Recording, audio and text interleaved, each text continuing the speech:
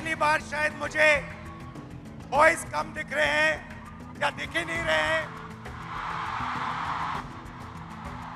और लड़कियां दिख रही हैं। And that strength is 70 crore unique journeys, unique imaginations, unique dreams that the women of India are living. In childhood, a female belongs to her father. In youth, she belongs to her husband.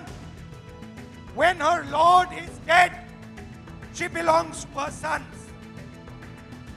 A woman must never be independent. This is a direct quote from the Manusmriti. Financial हिंसा क्यों?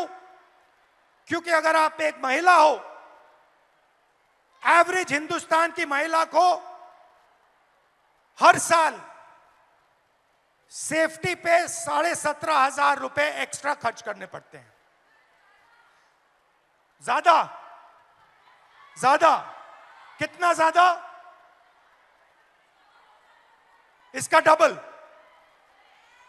तो 3 तरीके की हिंसा है। एक तो direct हिंसा, एक फाइनेंशियल हिंसा और एक अपॉर्चुनिटी के कारण। तो पहला इंट्रैपमेंट है हिंसा। अब आपकी सुनेंगे। Welcome. What's your name? Tejaswini. नमस्कार। कैसे नाम? सुचित्रा। मैत्री। हाँ? मैत्री। बताओ, who would like to start? आप शुरू करेंगी? बोलिए, बीच में आइए। Hello everyone. Hello sir. Hello. मेरा नाम सुचित्रा पागी है। मैं पालघर वसई से बिलोंग करती हूँ और अभी मैं इकोनॉमिक्स में मास्टर्स कर रही हूँ हड़पसर में SM जोशी कॉलेज में। जब हम सिक्योरिटी की बात करते हैं लड़कियों की, तो खुद के साथ होना और दूसरों के साथ होना बहुत अलग चीज़ है, उसमें ज़मीन आसमान फ़र्क है। जब हम पढ़ते हैं कि न्यूज़पेपर में पढ़ते हैं कि लड़की के साथ लड़की हरेस्ट हुई, उसका रेप हुआ, तो वो बहुत अलग बात होती है कि हम सिर्फ फील करते हैं कि उसके साथ ये हुआ तो वो क्या फील कर रही होगी। जब खुद के साथ होता है तो एक डर पैदा होता है मन में कि नहीं यार, लड़कों से बात नहीं करनी, लड़के बहुत स्केरी होते हैं।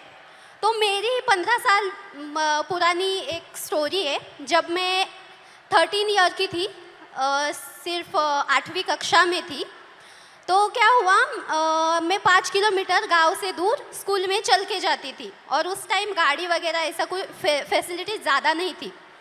तो शाम को जब स्कूल छूटा तो मैं आई और चौराहे पर 3 लड़के थे। लिटरली वो बहुत ज़्यादा ड्रंक थे और उनका एज भी 25 साल से आगे था। तो कितने थे वो? 3 लोग थे और वो मैरिड थे और मेरे साइड वाले गांव के ही थे वो लड़के। जानते थे उनको? नहीं, हम जानते नहीं थे, लेकिन वो साइड वाले गांव के ही लड़के थे।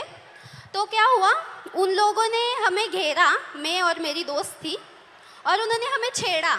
लिटरली मतलब पास आ रहे थे और ऐसे कमर को हाथ लगाना और हाथ लगाने के लिए आ रहे थे। तो मैं बहुत ज़्यादा डर गई कि ये क्या हो रहा है। तो उस टाइम पे समझ में नहीं आ रहा था कि मैं क्या करूं, तो मैं भाग गई। तो मैंने अपने पापा से कहा। आपकी फ्रेंड भी भाग गई? हाँ, मेरी फ्रेंड मुझे छोड़ के भाग गई। तो क्या हुआ, मैंने अपने पापा से कहा कि पापा मेरे साथ ऐसा ऐसा हुआ। तो वो हमारे साइड वाले गांव के लड़के थे। तो पापा ने क्या कहा कि हम कंप्लेन करेंगे, पुलिस स्टेशन में कंप्लेन करेंगे, लेकिन मैं नहीं आऊँगा, मम्मी को लेके जाओ। तो मैं मेरी मम्मी को लेके गई। क्यों? क्योंकि पापा का मतलब ऐसा वो सोचते हैं कि तुम एक महिला हो तो तुम्हारी माँ जितना तुम्हें जानती है उतना मैं नहीं जानता। तो जब एक लड़की पर बात आती है तब पापा भी माँ को आगे रखते हैं। तो हम पुलिस स्टेशन गए और कंप्लेन की और उनको शिक्षा मिली। उनको बहुत मारा गया, पीटा गया। उनको मारा? हाँ, उन लड़कों को मारा गया, पीटा गया। उसके बाद ना कि मेरे घर वाले, मेरा पूरा गांव मेरे अपोजिट खड़ा हुआ कि ये लड़की है और इसके साथ ऐसा ऐसा हुआ है तो इसे पढ़ाओ मत। इसे घर में रखो और पढ़ाओ मत क्योंकि इज्जत चली गई। तो इज्जत चली गई। हाँ, तो पापा ने कहा कि नहीं, मैं मेरी बच्ची को पढ़ाऊंगा, और उन्होंने मुझे पढ़ाया, बल्कि पुणे में भेजा। पुणे में भेजा और मैं बहुत ज़्यादा डरी हुई थी कि मेरे साथ ऐसा ऐसा हुआ था, तो अब पुणे में भी वैसा ही ना हो। तो मैं 2022 में पुणे में आई। तो जब मैं लाइब्रेरी से आई हॉस्टल में, तो बस PMPL में बहुत ज़्यादा भीड़ थी और मैं गिरने वाली थी। तो एक लड़के ने मेरा हाथ पकड़ा, मुझे खींचा और स्टेबल किया, और आगे एक महिला खड़ी थी, उसके बीच में मैं, और आगे मेरे पीछे वो लड़का खड़ा था। तो लिटरली उस लड़के ने मेरी कमर के इस कोने से लेकर इस कोने तक में हाथ लगाया और मुझे पीछे खींचा, और मैं डर गई। मैंने तुरंत में पीछे मुड़ी और उसके कान के नीचे बजाया, और वह सिचुएशन ये थी सर कि वहाँ पर जो लड़कियाँ थी वो कुछ नहीं बोली। और अब जब मैं स्टेबल हुई कि अब नहीं, मेरे साथ ऐसा नहीं होगा, तो अभी रिसेंटली पिछले वीक में मैं अपने घर से वसई से पुणे आई। पुणे स्टेशन से ट्रेन पर मैं उतरी और वहाँ पर एक ड्रंक आदमी था, वो सामने से आया और लिटरली मेरे यहाँ पर ब्रेस्ट के नीचे छुआ उसने। तो मैंने उसके हाथ को पकड़ा और उसे मारा। वहाँ भी महिलाएं थी, वहाँ पे भी लड़कियाँ थी, महिलाएं थी, लेकिन वहाँ भी उन्होंने कुछ नहीं बोला। मतलब ऐसी सिचुएशन है हमारे इंडिया में, महाराष्ट्र में, कि लड़की के साथ ऐसा होता है तो भी कुछ लड़के होते हैं, लड़कियाँ होती हैं, वो अपने बहनों की तरफ नहीं बोलती, वो सिर्फ तमाशा देखती रहती है। तो मुझे यही सबसे बोलना है कि बहनों, भाइयों, प्लीज़ सपोर्ट करो, और अपने सामने कुछ ऐसी सिचुएशन आ रही होगी तो प्लीज़ सपोर्ट करो और उसको बचाओ। मेरे साथ जो हुआ वो किसी लड़की के साथ नहीं होना चाहिए। और मैं बताना चाहूँगी सर कि अभी जो मेरे साथ जो इंसिडेंट्स हुए, तो मैं बहुत ज़्यादा डरती हूँ लड़कों से। मेरे मन में एक डर बैठा हुआ है कि लड़के सब ऐसे ही होते हैं, लेकिन आई एम सॉरी टू से, बट सारे लड़के ऐसे नहीं होते ना। Thank you. मेरा नाम तेजस्विनी है। मैं फैशन टेक्नोलॉजी में मास्टर कर रही हूँ, अभी 2nd ईयर में हूँ। मैं एक छोटे से गांव से आती हूँ। हम 4 बहनें हैं और एक छोटा भाई है। मैं आफ्टर 10 जब पुणे आई तो बेसिक तक का एजुकेशन है वो पूरा किया। कुछ रिश्तेदार, घर वाले, मेरी सिस्टर्स की सपोर्ट के बेसिस पे। पर आफ्टर दैट मैं आगे पढ़ना चाहती थी, तो मेरे घर वाले बोले कि अगर तुम्हें पढ़ना है तो अब शादी कर लो और पति के घर जाके जो करना है वो कर लो। देन आई डिसाइडेड कि नहीं, मैं नौकरी करूँगी और पढ़ूँगी। तो अभी 5 साल से मैं नौकरी कर रही हूँ और साथ में पढ़ाई कर रही हूँ। मेरे कुछ मतलब इस स्ट्रगल में मेरे कुछ दोस्तों ने मुझे साइकिल खरीद के दी। तो ये सब मैनेज करते मैं जब साइकिल से ट्रैवल करती हूँ, तो मतलब इतना आम हुआ है, इतना नॉर्मलाइज हुआ है कि कोई भी आके कट मार के चला जाता है, या फिर कमेंट पास करके चला जाता है, या कुछ गाना गाता है जो सेक्सी सॉन्ग हम बोलते हैं वो कर देता है। तो मतलब ये इतना नॉर्मलाइज हुआ है कि मैं अभी रिएक्ट करना भी मैंने छोड़ दिया है, क्योंकि मैं करूँगी तो भी क्या करूँगी। क्योंकि जो मैंने सुना था रेसलर के साथ जो हुआ, जिन्होंने हमारे देश के लिए गोल्ड मेडल लेके आए, उनके जो गुनहगार थे उनको क्लीन चिट दे दी।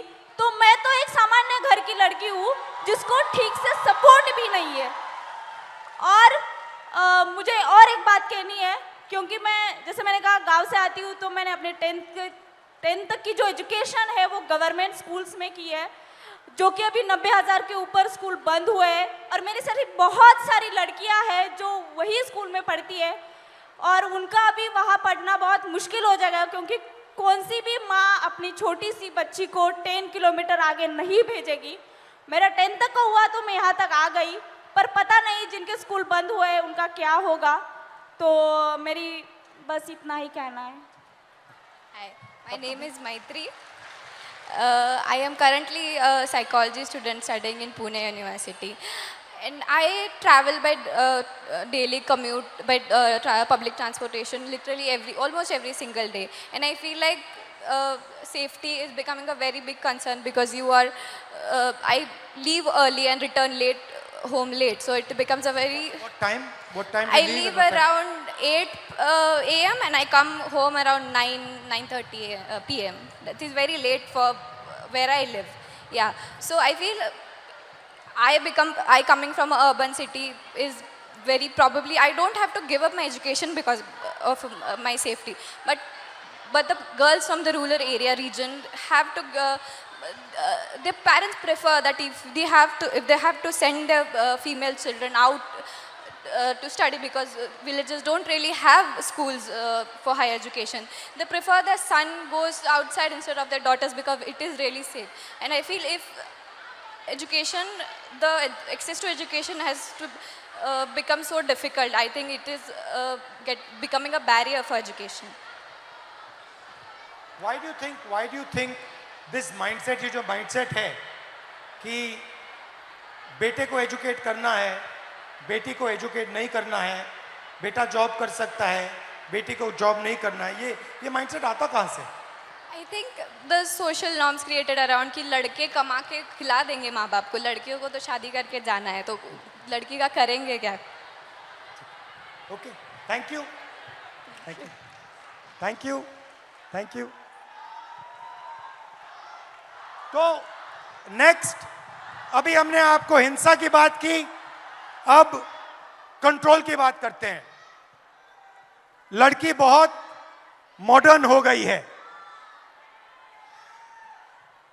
60% हमारी जो लड़कियां हैं, 60% घर से अकेली नहीं जा सकती हैं. अगर घर से बाहर जाना होता है तो किसी के साथ जाना होता है. सेकंड, 45% शादी के लिए या हाउसवर्क के लिए 45% शादी या हाउसवर्क के लिए ड्रॉप आउट करती हैं. और आखिरी, जो शायद सबसे अमेजिंग आंकड़ा है और इससे तो मैं बहुत हैरान हुआ कि इस देश में सिर्फ 8% महिलाओं के पास इंडिपेंडेंटली ओन्ड प्रॉपर्टी है. मतलब फाइनेंशियल कंट्रोल, मूवमेंट पे कंट्रोल और आप क्या करोगे उस पे कंट्रोल.